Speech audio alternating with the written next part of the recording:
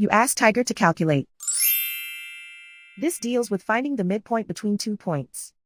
The midpoint between the 2 points is -26, -59.5. Let's solve it step by step. Plot the 2 points and calculate the midpoint using the formula. The coordinates of point 1 are, x1 equals -52, y1 equals -94. The coordinates of point 2 are, x2 equals 0, y2 equals -25. PM represents the midpoint of the 2 points.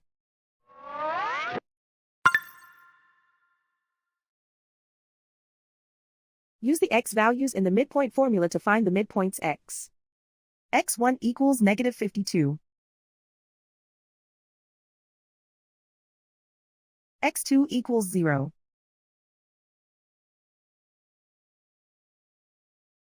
Simplify the arithmetic.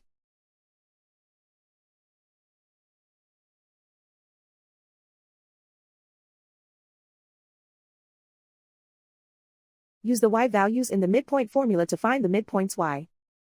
y1 equals -94. y2 equals -25. Simplify the arithmetic.